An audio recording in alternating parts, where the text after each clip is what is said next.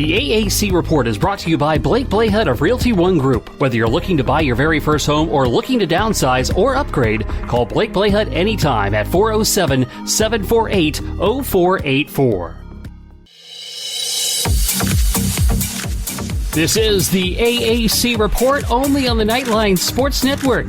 I'm Jeff Allen. Thank you so much for joining us this week. Time now to put the bow on Week 13, get you set for Week 14, which includes a matchup with big championship game implications as East Division champ Cincinnati takes on West Division co-leader Memphis. That not only plays a part to determine who wins the West, but who hosts the title game. But first, we will take you to this week's cuts from Monday's Coaches Teleconference, and you'll hear that mostly they were pretty chatty this week. The West co-leader Navy defeated SMU last week 35-28. Malcolm Perry generated 357 yards of total offense and scored the game-winning touchdown.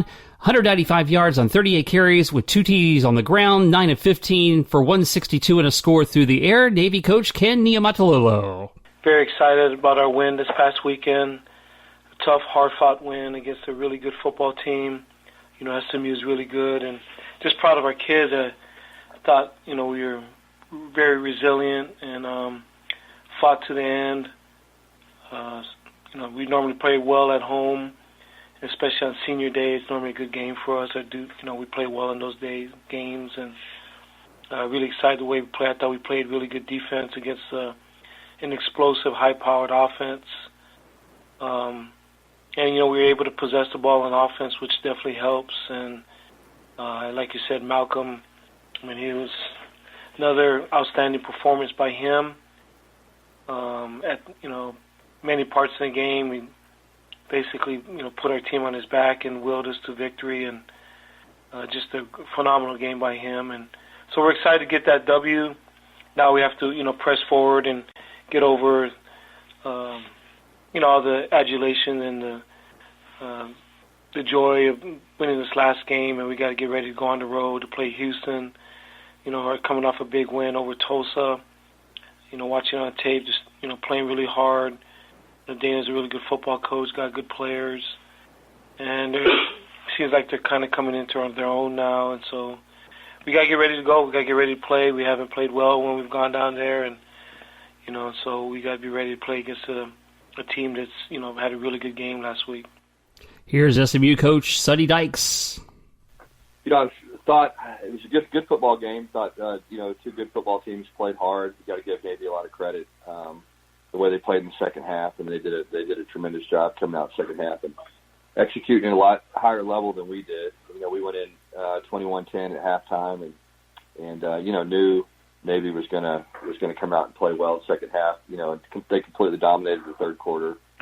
We had 2 3-and-outs, just ran 6 plays in the third quarter, and was really impressed with the job they did getting their team ready. And, we just didn't make some of the plays that we normally make. And again, you got to give Navy credit for that. I thought they did a really good job mixing it up and made some adjustments, and we just didn't play as well in the second half. And so, they deserved the win, and we just didn't quite figure out a way to get it done. So, we got to recover from that and have a big game this week against Tulane. Senior day for us. We got 24 seniors that mean an awful lot to our program, and some guys that have been through a lot, different coaching staffs, and they've really done everything we've asked them to do since I got here. And so, I think they're the kind of the catalyst for the, for us playing better and some of the success we've had this year, and really proud of this group, and want to play well and let them, have a great experience on Saturday.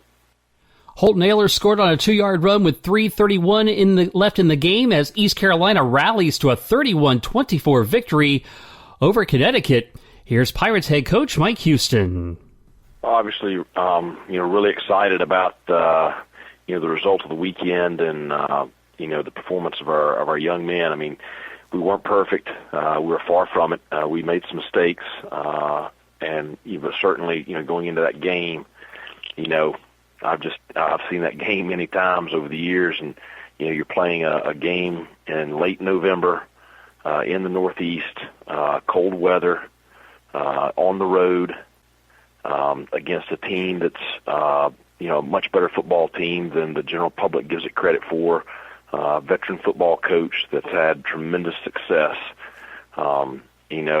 It's a tough scenario and one that you see a lot of teams lose. And so I think that, I'm very pleased with the fact that, our team had, some adversity. There were some times in that ball game where I felt like we were getting ready to put the game away. There was also a couple of times in that ball game where I thought we were getting ready to lose it. And, our players never wavered. They never hung their head. They stuck together. Their resiliency was just incredible. And, the sidelines with, the energy and the attention to coaching and just the support of each other was probably as good as it has been all year. And I think that certainly goes into the way our team responded. The whole scenario of, giving up the long touchdown pass and turning the ball over a couple plays later deep in our territory. I think, early in the year, I don't know if we would have won that ball game. But, our defense forced a three and out, forced a long field goal that was a miss, and then we took the ball and drove the length of the field. And then, in the next possession, made the play to win the ball game down there in the red zone. So I'm very, very pleased with the win. Two road victories this year, which that's maybe a small achievement to some, but we're climbing out of some stuff here. But our players they were really, really solid on Saturday. Really happy for them. It was really a great atmosphere in that locker room. So don't have much time to rest and enjoy it though. We have a tough football team coming in here this week in Tulsa. You look at the film and you're like, it's hard to understand. This is a 7-8 win team on film. I mean, there's 4 players on between the two sides of the ball. They're as good as any player we faced all year. And then the rest of their roster is a very solid roster. I mean, this is an extremely talented football team. Coach Montgomery's had, a lot of success there at Tulsa. It's going to be a great challenge for us. And so, we've got to have our best week of practice. And, we've got to go out this Saturday and play the best game we've played all year. So if we can do that, then, hopefully we can have a shot. UConn head coach Randy Edsall comments on the game and their upcoming final game in the AAC. Well, I thought it was an exciting game against ECU. Came down to the last couple seconds, where we had the opportunity to hopefully score a touchdown. Just came up a little bit short, but I thought our guys played well. Jack Zergiotis did a great job during the game, threw for over 400 yards as a true freshman. You can see his development continue to get better. Cam Ross, had an outstanding day with 169 yards, I believe it was, 2 touchdowns, a 94-yard touchdown. Again, he's been playing at a high level all year long. Matt Drayton did a good job, 1 yard short of the 100-yard mark. So I thought we did some good things offensively, but, the thing that continues to haunt us this year offensively is the fact that, when we get into the plus side of the field, it's something that, we just haven't been able to finish. And, we turned the ball over twice, 3 times, inside the plus side of the field. And, that you can't do that and expect to win. I thought defensively that we did some good things. ECU was a very hot football team coming in here, throwing for over 1,000 yards and 10 touchdowns in their 2 previous games and scored 94 points. So, I thought we did a pretty good job for 3 quarters against the run. And then the 4th quarter we didn't do as good of a job. And, they made a couple plays on some deep balls where we're there, and we just they made the play and we didn't. So, we came up a little bit short, but like I said, we battled and competed, and now we get to move on to play Temple. Temple's a very good football team, and playing well right now. Lost a tough one there to Cincinnati the other night, and when you look at Temple, you look at a group defensively that is very experienced. Is one that they only have one sophomore. Then it's all juniors, seniors, and grad students. So they're playing at a very high level defensively. They play very, very physical, and they are doing a really nice job. And offensively, they're a team that will spread you out and like to throw the football, and they're very productive, doing that, and very sound, very solid, on special teams. So, we're going to have our work cut out for us, again, as we go down there to play, and, this will be our last, conference game. So, I just want to talk a little bit about, the coaches and the players, in this league. I think it's, in the 3 years that I've been in this league that, there's many, many outstanding football players in this league and great coaches. And, these guys have done a great job in putting this conference in a position that they have.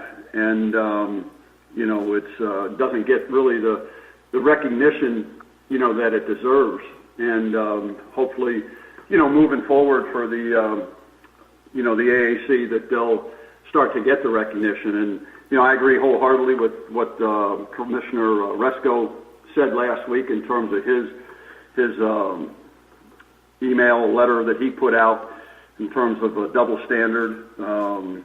And hopefully it'll get to the point where there'll be inclusion, for people outside of the Power Fives to have a better opportunity to make the CFP. But again, I just also want to, Tom Ojakian, who, was in the Big East and then came to the American, who I've dealt with for years, great guy, Lisa Zanekia, Barb Jacobs, Chuck, yourself, you guys do a great job, and nothing but the best. And, seeing that it's 11:31, sayonara, see you guys, good luck. Almost a full 5 minutes there from Randy Edsall. Probably more time in that one clip than we had combined throughout the course of the season. I thought I was going to have to take the rest of the show off there for a moment. Anyway, so Randy Edsall bidding a fond adieu to the American there. Houston down Tulsa 24-14. Marquez Stevenson had a 94-yard kickoff return for 6 in that one for the Cougs. Here is their head man, Dana Holgerson. Well, it's obviously good to get a win. Anytime you get a win on the road, you got to be excited about it. We've done that 3 times this year, believe it or not. So, excited about that. But the guys, proud of our guys, and coaches and players just continue to put their head down and prepare well and go out there and play hard. And if you continue to do that, then at some point you're gonna win some games. So Tulsa is a good team, and they're hard to beat there. And they've won some big games on their field and been competitive all year. So just excited about the fact that our guys did enough to be able to win.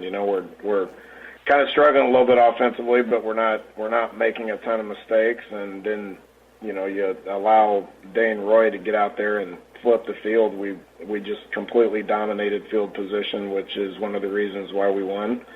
And he continues to knock those things down inside the 10-yard line consistently. It's as good of a punting performance as I've seen throughout the course of a year, and it's just not obviously one game. Glad you guys finally recognized him, so, was just excited about the fact that he had an opportunity to get out there and flip the field, and he did. So our guys played well. And then defensively, we made a ton of improvement from the previous week, and I'm really proud of that as well. Yeah, that's a lengthy cut from Dana Holgerson by his standards as well. Here's Golden Hurricane head coach Philip Montgomery. Yeah, I knew it was going to be a tough game with Houston. A team that's pushed a lot of teams. They played a tough schedule like we have, and with a rivalry game, you throw everything out, and you got to get it done on the field. I thought our defense played tremendously well. Offensively, we just couldn't get out of our own way. Just didn't execute at the level that we needed to, and that kind of falls in line kind of the same way with our special teams. Just gave us some untimely things in there that cost us, and you can't do that in big ball games like that. So got to bounce back this week, going on the road with a tough test with East Carolina. That's playing extremely well right now. Got them a big win this past weekend, and with the noon kickoff, we hadn't had one of those all year long, so that'll be one of the things we'll have to adjust to, especially Eastern time, so it's 11 o'clock for us. So, but our guys, I know, are excited about getting back on the field, finishing up this season the way we'd like to, and getting ready to get that done. Temple gave East Division champion Cincinnati a tough battle before dropping a 15-13 decision. Owls coach Rod Carey on the tough loss. Yeah, obviously disappointed with the outcome of the game. Felt like we had numerous opportunities to win that game and did not, capitalize on any of those opportunities. And so now we come home with senior week, and we got UConn, and we're at home. So big week for seniors, big week for our program as far as what's at stake, as far as, sending these seniors out the right way, an 8th win on the season, which would, be the 5th time in school's history. They'd have 8 wins. So it's a big deal for us. So we're excited, and we got back to work this morning on it. South Florida got 2 early turnovers, but those were their only highlights as they were drubbed by Memphis 49-10. Bulls head coach Charlie Strong. Just a tough loss, and against Memphis just didn't play well. All 3 phases we didn't play well. But we got a rival game coming up this week, knowing it's a major challenge for us. Got going on the road to Orlando. They're playing very well. UCF has a really good football team. But we're going to have to be consistent. We know they're a big play team on offense. Can't give up the big play on offense. Defense, with defensively, we got to just go out and get our feet in the ground and tackle well. And offensively, we got to be able to move the ball. We got to be able to create first downs. We got to be able to score when we're given the opportunity. Don't want to turn it into a score match, but we just got to play in all 3 phases and play well. UCF outlasted Tulane 34-31 on the road in Nolens. Here's Knights head coach Josh Heupel. Yeah, pleased with the effort that our kids gave the other day at Tulane. Competed hard from the very beginning. And, did some things that we needed to in the football game on the road, some things that we had been stressing. Didn't turn the ball over. We're a lot better with not having as many penalties. And kids competed and found a way to win a football game. Thought defensively did a great job of containing the quarterback most of the day. And offensively, we're able to create some plays and get our skill guys in some space and get them in the end zone. Here's Green Wave head coach Willie Fritz. A tough ball game for us. UCF, very talented team. Very well coached. I thought our guys did a nice job of playing all 4 quarters, and we made a rush there at the end. Unfortunately, just quite didn't do enough to get it done and walk away with a win. We've had some close games this year, but that's the AAC. It's a tough conference, and every week you're going up against really talented football teams, and disappointing, but we've got to move on. We've playing another team that had a tough game, SMU. They've had an outstanding season, and I know they're probably disappointed in our last ball game, similar type outcome that we experienced against UCF, and going over to Dallas. We've had some tough ball games against them. My first 3 seasons here at Tulane, and I know we're going to have another, tough ball game with them on Saturday. They've had an outstanding season. They've got a lot of great ability there. They've hit on a lot of kids that have come in and very explosive on the offensive side of the ball, and very opportunistic defensively. Now for my Nicholsworth on UCF, because 2 cents is not enough. Well, first, never apologize for getting a W. It was a tough road game, got a little shaky, a little squirrely there at the end, but the Knights come away with a road victory, which they desperately needed. You got to give them the credit for that. It was a little not happy with some of the playing the clock down the stretch, but I think that's nitpicking at the end of the day. Interesting to see that DJ Mack got quite a few snaps in his run-pass option packages. And definitely was great to see Dylan Gabriel using his legs. making some nice runs out there. Otis Anderson coming through big again. And how about the blocking of the wide receivers on the long touchdown run? Gabe Davis, Marlon Williams. Our receiving court is outstanding catching the ball. Don't get enough credit for the great run blocking they do. So let's roll down the schedule for this week in the American. Friday night, USF at UCF, 8 p.m. on ESPN. South Florida leads the all-time series 6-4. The Knights won last year's contest 38-10 over in Tampa on that fateful day of Mackenzie Milton's knee injury. On Saturday, Tulsa at ECU, noon on ESPNU. ECU leads the series 8-6. The last time these teams met was back in 2016. Tulsa won that game by 21 points. UConn at Temple, 3:30 on CBS Sports Network. Temple leads the all-time series 13-6 and won in a huge fashion last year, 57-7. Tulane at SMU, 4 o'clock Saturday on ESPNU. The Green Wave lead the all-time series by just a game, 13-12. SMU won last season's meeting, 27-23. Navy at Houston, 7 p.m. on ESPN2. Houston leads the all-time series 6-1. And interestingly enough, this is a very important game for Navy. If they can close that out with a victory, and if Memphis loses to Cincinnati, then Navy will get a ticket to the AAC Championship game. Coming up next, we will talk about that big showdown between East Division champion Cincinnati and West Division contender Memphis when the AAC Report continues in just a moment.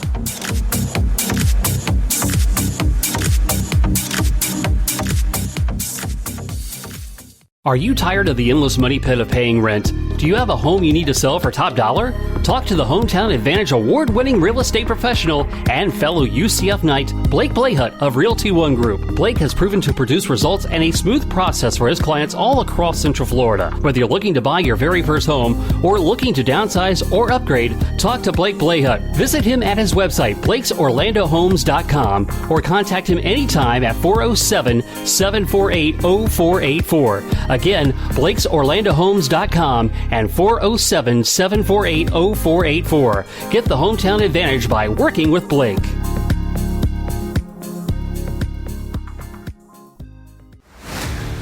Hello, Night Nation. This is Andrew Fagley reminding you to tune in every Sunday morning, 9 to 10 a.m. on ESPN 580 Orlando for Knightline the morning after. We'll be taking your calls and your texts reacting to the previous week's UCF sports action. Once again, that's Knightline the morning after, every Sunday morning, 9 to 10 a.m. on ESPN 580 Orlando or TuneIn Radio. Go Knights and charge on.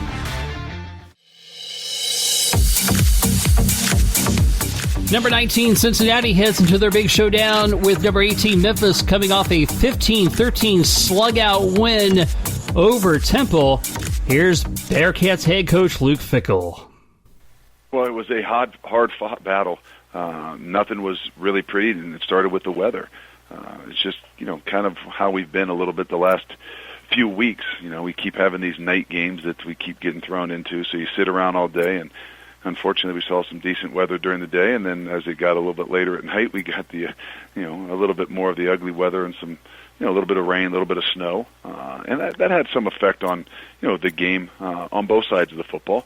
But nonetheless, we've got a group of guys that just find a way that they can endure a lot of different things, both physically, mentally, and emotionally. And really, they kind of just outlasted it. And sometimes the ball's got to work and bounce your way, and we got a big blocked extra point, which not just, gave us 2 points and then -1. It also changed a little bit of the momentum and how you had to play down the stretch. So it was a really, really tough, hard-fought battle for us against a team that we hadn't beaten the last 4 years.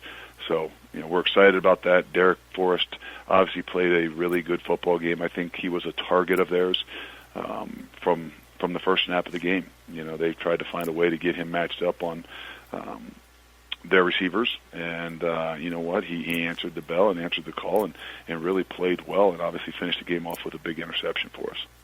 Number 18, Memphis, comes into this critical game with the Bearcats off a 49-10 rout of USF. Here's Tigers head coach Mike Norvell. Well, I mean, I was really proud of our guys going on the road against a very talented South Florida team. We didn't start off necessarily the way that I wanted, but I thought our guys did a great job in their response, and we truly played a dominant game. There throughout. Our guys are building a lot of confidence in how we're playing. I think that when you look offensively, defensively, and in special teams, that was one of our more complete games. Once we overcome some of the early mishaps that we had, but I'm excited about where this team is. And coming into the final week of the regular season, it's probably one of our biggest challenges of yet. With the Cincinnati team that's the Eastern Division champions, they're coming in. They're very talented. They're big. They're strong. Unbelievable defense. Really, really impressive special teams group and an offense that can physically get after you with great size and athleticism.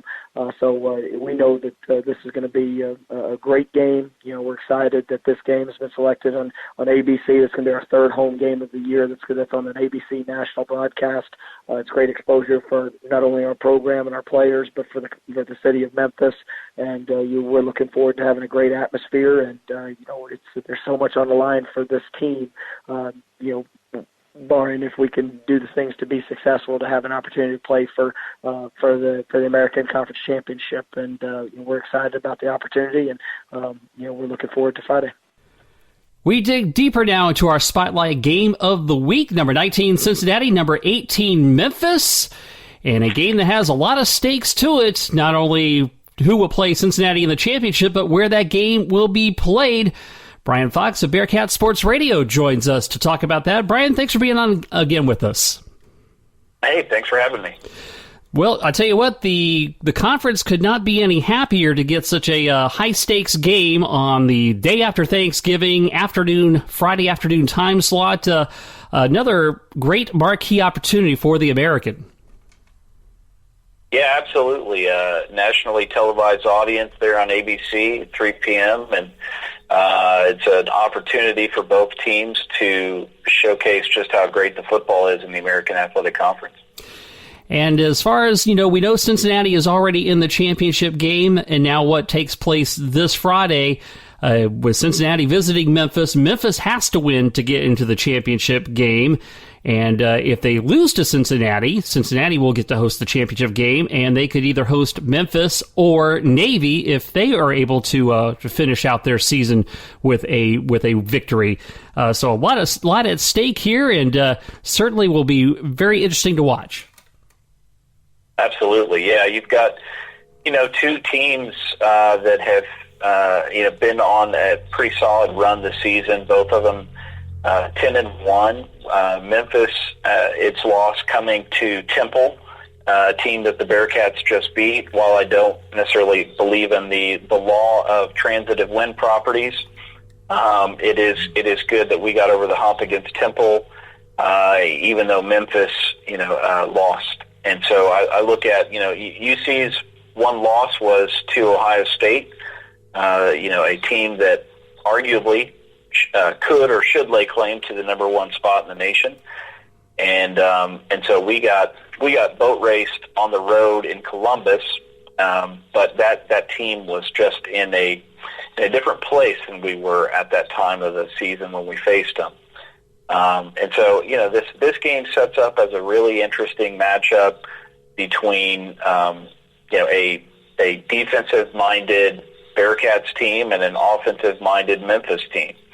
The defensive coordinator for the Bearcats, a gentleman by the name of Marcus Freeman, who is on a watch list for the top assistant coach in the nation, has done an incredible job with this defensive unit that they like to call the Black Cats.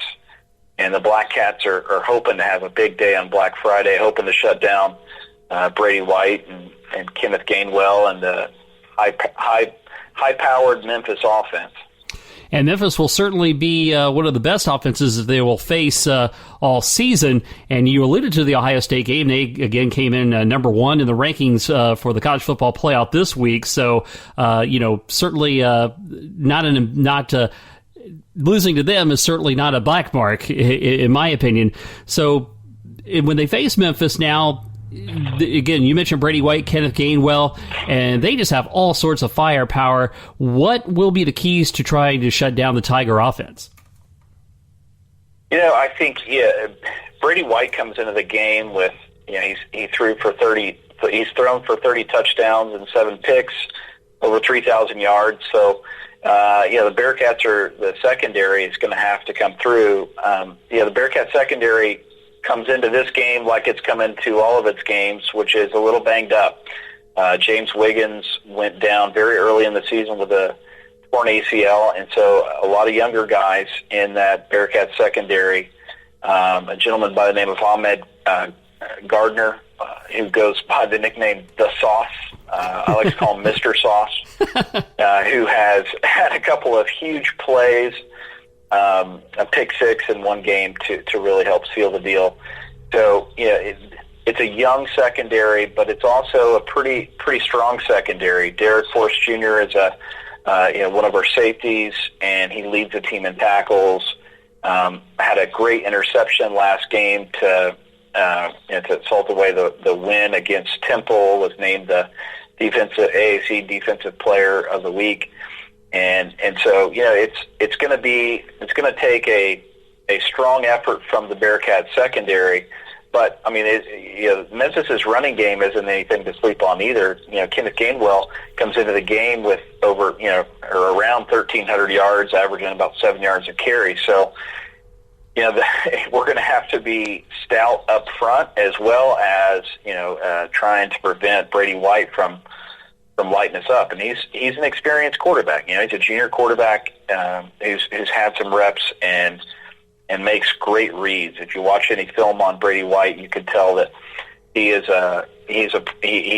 can hit targets and he makes great reads, which is about all you can ask out of a quarterback, right? Yeah, exactly. And I would also trust that Cincinnati's offense will also be the key for their defense as well, with some ball control with the running game and to help keep that Tiger offense off the field. Yeah, and our quarterback, Desmond Ritter, redshirt sophomore this season, he's a little banged up. He's had a right shoulder injury that has impacted his ability to throw the ball down the field. In fact, last game, I'm not sure there was a single completion over 10 yards. I could be wrong. Maybe that's 15 yards. But he did not look like himself at all in the last game. And it's been a couple games that he's really kind of been banged up. Now, he's a guy who can beat you not only with his arm, but he's actually a real threat on the ground. So, what will be interesting to see is how Memphis's defense, which is comes into the game ranked 48th in the country, whether they can. I think they're going to probably try to load up and stack guys in the box, because our running back combination of Michael Warren and Jared Dokes is just a really strong combination. Both of those guys run hard and very physical backs, but they also have breakaway speed. We're incredibly blessed with our running back options in Cincinnati. So, and with Desmond Ritter being able to do some things with his feet,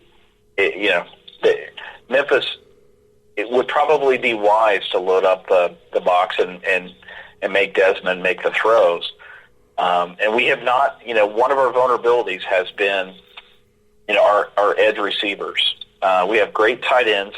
Josiah DeGara, who is currently a projected third-round draft pick, has been a reliable, steady target for the Bearcats. He is about to lead the University of Cincinnati for the tight end position in 3 different statistical categories, and this is a university that has graduated some pretty good tight ends, including Travis Kelce and Brent Selleck, who played for the Eagles. So Josiah DeGara is a real force and a great target for Desmond Ritter. The question will be whether some of our edge guys can make plays if Desmond does in fact have to rely on his arm. One of the things that the Cincinnati fan base has been debating, I guess you could say, is whether Ben Bryant, who is the backup quarterback, at every program, everyone loves the backup quarterback whenever the starter's struggling. Yep. But they love him right until he trots onto the field. And then it becomes a whole different view. Ben Bryant is a guy who we recruited. He was already committed to Wisconsin, but they pulled his offer after he visited Georgia. And so he is someone who comes in highly touted. He has an incredible arm, and in mop-up time has shown how accurate he can be and how strong his arm is. So what's being currently bandied about among the fan base is whether Luke Fickell and company and Mike Denbrock, the offensive coordinator, are going to include some quarterback packages for Ben Bryant so that, if Memphis does load up the box, if we can't go over the top and use Ben Bryant's arm, since Desmond's arm appears to be a little banged up. Well, Cincinnati has gone undefeated so far in conference, and as we know down here in Orlando, besides being good, you have to get a few breaks go your way, and you have to be able to overcome adversity. The Bearcats had a big rally to come from behind, beat ECU with a late field goal, end-of-game field goal to beat South Florida, 2-point win at Temple. So, those kind of things all come into play when you have an undefeated season to date so far. Yeah, Coach Fickell touched on that in his press conference, and one of the things that he said in the post-game presser after the Temple game was that learning how to win, finding ways to win is a skill. It's a muscle that you develop. It's an ability to look when all seems lost and to soldier through and to gut it out and find a way to make a play. And so this Bearcats team sits at 10-1. There are times I look at that and I think, how in light of those games that you just mentioned, are we sitting at 10-1? And the answer is they just don't give up. They got into a rhythm last season under Luke Fickell where they just started really believing in themselves, no matter what. And we have had some rough first halves against some quality opponents, and somehow managed in the second half, to turn things around and to get out there and win games. And that is a testament to this coaching staff. That is a testament to the older players who have really been through the ringer. I mean, you look at our senior class. We just had senior night last week. Yeah, our senior class experienced back-to-back 4-win seasons, and if things go well, they're looking at turning things around and having back-to-back 11-win seasons. So they have been at the bottom. They've been in the valley, and so now they're on having this mountaintop experience, and they're finding ways to prolong that, which is fun to see as a fan. Yes, and they definitely, of course, will play in the championship game. Does the potential of having to play Memphis twice at the Liberty Bowl in consecutive weeks play any factor at all? Well, I mean, yeah, that would be a bad scenario. It's tough to. Now, that said, I think. Beating the same team in consecutive weeks is always going to be tough, whether you're home or away. So, but the thought of playing consecutive weekends in Memphis is to me a scary thought. I don't like that at all. I think the one thing that I keep hearing about and I keep wondering is whether Mike Norvell's Memphis' head coach has expressed interest. I think he even interviewed for the Arkansas job, and he has expressed some interest in the Florida State job. And I wonder just how much that has been percolating down to his team and his leaders on his team and his other coaches. And, it's my hope, selfishly, that that it's impacting that Memphis team, and that they're going to struggle to focus, especially over a potential 2-week run. Yeah, and it'll be interesting to see, how together that team is, because you kind of look in past history when you look at a coach that has been sought after by other schools. With Scott Frost, they were able to maintain at UCF and win a New Year's Six Bowl, but Houston with Tom Herman, it went south. Right. Yeah. Yeah, and a lot of that, I think, has to do with the culture of the team. And I don't know that Memphis has. I just don't know what kind of senior leadership they have. I don't know what the character of that Memphis team is. The UCF team under Frost, I mean, they seem to have there was an ethos that was pervasive throughout that team. That even when he started sniffing around at Nebraska, it was just like that team. Just it was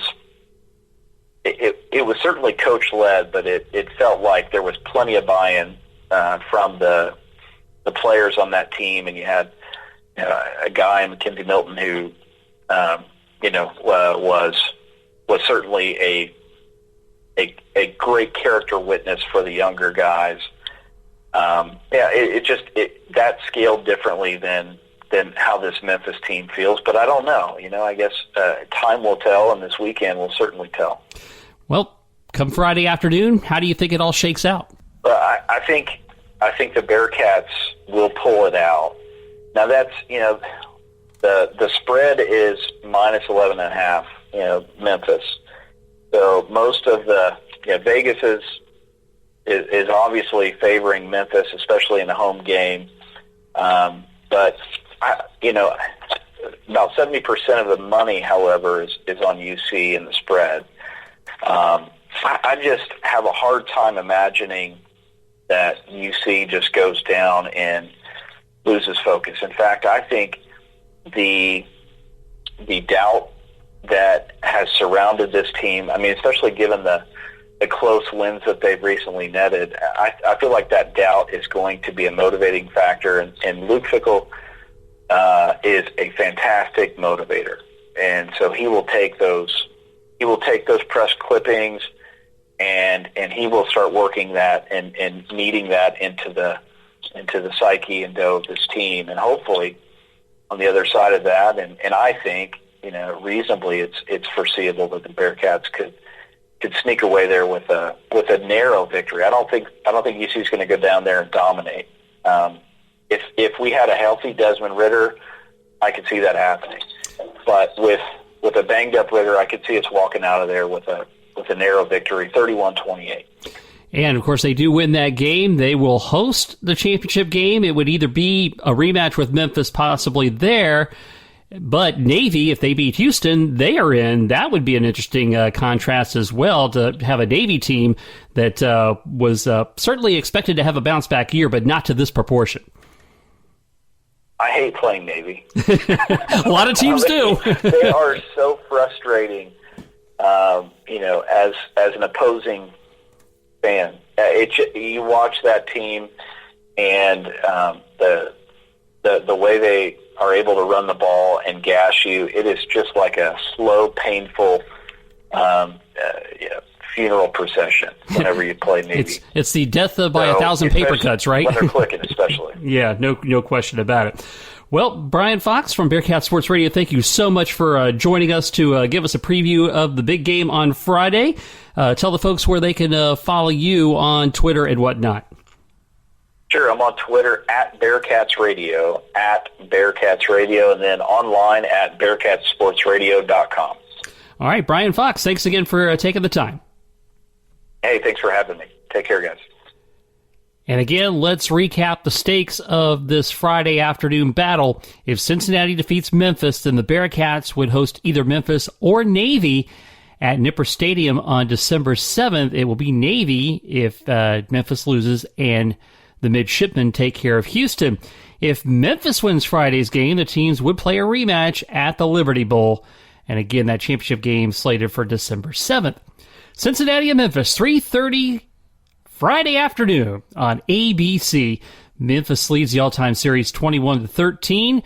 They haven't played in a while. Last meeting was 2016. Memphis won that game 34-7. Speaking of hating to play Navy, as we go to our honors, Malcolm Perry was the Offensive Player of the Week. 195 yards rushing, 2 touchdowns on a career-high 38 carries, while throwing 9 of 15 for 162 and a touchdown. Defensive Player of the Week was Derek Force of Cincinnati. Had a team-high 8 tackles and made the game-clinching interception in their victory over Temple. The Special Teams Player of the Week, Dane Roy, the punter from Houston, helping them win the field position battle against Tulsa. 44.4 yards on 8 punts, 6 inside the 20, 3 of them down inside the 10 in there. You have it for the honors for the American in football. Turning out to women's soccer, AAC Soccer Tournament champion USF was defeated in the NCAA Championship third round by number 1 seed Florida State by a 2-1 count this past Sunday. The Bulls struck first early when Katie Kitching found Aubrey McGrath, who beat the FSU keeper in the 5th minute. The third round was the farthest USF had ever advanced in the NCAA Championship, and they were making their 3rd consecutive NCAA appearance. In men's soccer, for the first time in league history, the AAC will see 2 of its teams meet in the soccer championship as UCF and SMU play for a 3rd time this season in the round of 16. Contest scheduled for Saturday at Westcott Field on the campus of SMU in Dallas. The number 9 seed Knights and the number 8 seed Mustangs both advanced out of the second round with wins in extra time. This past Sunday, UCF defeated Missouri State 2-1. SMU over Coastal Carolina 1-0. The Knights advanced to the third round for the first time in program history. SMU in the round of 16 for the second time in 3 seasons. The Knights and Mustangs met in the conference championship match just a short while ago, SMU prevailing 1-0 to earn its 3rd consecutive conference crown. In the regular season, SMU and UCF played to a 3-3 draw in Dallas back on October the 6th. All 6 of those goals, by the way, were scored in the second half. In volleyball, UCF scored a 5-set victory over number 1 seed Cincinnati to claim the inaugural American Athletic Conference Volleyball Championship Tournament title at the venue. With the victory, UCF secured the automatic bid representing the American into the NCAA Championship. It'll be their 10th appearance all-time in the NCAA tournament, and the championship selections to be announced on December 1st. Cincinnati seemed to have had things well in hand in the 3rd set, leading by as many as 6 points at 18-12, but UCF closed within 2 at 18-16. The Bearcats ran it up to a 24-18 lead to get to set point, but the Knights answered with an improbable comeback, utilizing 3 blocks and a pair of Cincinnati errors to sweep the final 8 points for a 26-24 set victory. Another classic of a set in the 4th stanza, with the largest lead by either squad a mere 2 points. UCF fought off set point twice to square things at 24-all, but back-to-back Cincinnati kills gave them the 26-24 winning margin there to send it to the 5th and deciding set.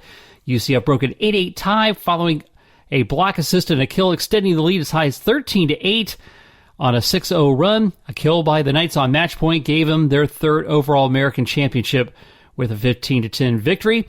Unanimous all-conference first-team selection, McKenna Melville powered UCF with 27 kills and 12 digs, adding in 4 blocks. She finished the tournament with 59 kills, 37 digs, 7 blocks to earn the most outstanding player honors in the championship. All-conference first-team choice Anne-Marie Watson kicked in 11 kills and 9 blocks in the title match to join all-conference first-teamer Christina Fisher, who had 12 kills and 13 digs on the all-tournament team. Unanimous Conference Player of the Year Jordan Thompson of Cincinnati had a tournament-high 38 kills and added 20 digs to the Cincinnati stat sheet in earning those all-tournament team accolades. So congratulations to her on that. Turning to men's basketball, Player of the Week is Precious Achiuwa from Memphis. 20.5 points, 11.5 rebounds, and 2.5 steals per game, and 2 wins for the Tigers last week. The Freshman of the Week, James Bouknight of UConn, led the Huskies to a 3rd-place finish at the Charleston Classic, averaging 13.3 points in 3 games while shooting 72% from the field and grabbing 4.3 rebounds in only 18 minutes per contest. Women's hoops, the Player of the Week, Marlo Thomas of Cincinnati had a career-high 29 points to lead all scorers in the Bearcats' 72-53 win over Chattanooga. And the freshman of the week is Madison Griggs of Memphis, and set a Memphis program record with 8 3-pointers in their Tigers' 83-76 win at Toledo on Sunday. And finally, athletes from the American Athletic Conference completed the cross-country season by taking part in the 2019 NCAA Division I Cross-Country Championships in Terre Haute, Indiana. Tulsa was represented in both the women's 6K and the men's 10K team competitions, while Winnie Koski from Wichita State and Mia Nahone from UConn each took part in the women's 6K as individual entrants. The Tulsa's men's squad put forth an impressive showing in the 10K, logging a team finish of 5th place overall out of 31 total teams. Best finish at the NCAA Championships for the Golden Hurricane in their program history. Patrick Dever led the way for the Golden Hurricane with a time of 30:59.4 for 11th place and All-American honors. Peter Lynch crossed the finish line 13th place individually with a time of 31:04.3, also getting All-American status. Koski was the top individual finisher from the American in the women's 6K, crossing the finish line with a time of 20:55.1 to claim 47th place, just missing out on All-American honors for the second straight season by less than 7 seconds. Tulsa finished in 25th place overall in the strength of a 67th place showing by Caitlin Klopfer. It marked the highest team place in an individual result at the national meet for the Golden Hurricane in their program history. Nahome logged a time of 21:43.1 for 161st place representing UConn. Aaron Benenfield, who doubled as a champion of both the American and the NCAA Great Lakes region for Cincinnati, had qualified for the NCAA championships but chose to forgo the meet in order to prepare to qualify for the German under-23 team at December's European cross-country championships in Portugal. Well, as we head into the Thanksgiving weekend, we certainly are thankful for you, our listeners, not only to the AAC Report, but also to our Knightline flagship program and the Sons of UCF. So we thank you very much for your ears all year long and year round. And don't forget, after the game, before the game coming up Friday, Adam Eaton will have a Knightline Extra preview for you. After the game coverage will commence on Sunday morning on ESPN Orlando 580 with Andrew Fagley. Andrew back with Trace Trilko for Knightline Sunday night. And then Adam is back with UCF Mike for the Sons of UCF. So make sure you check those feeds for all of the great programming that we provide for you here at the Knightline Sports Network. And this has been the AAC Report, only on the Knightline Sports Network. I'm Jeff Allen. Happy Thanksgiving, everybody.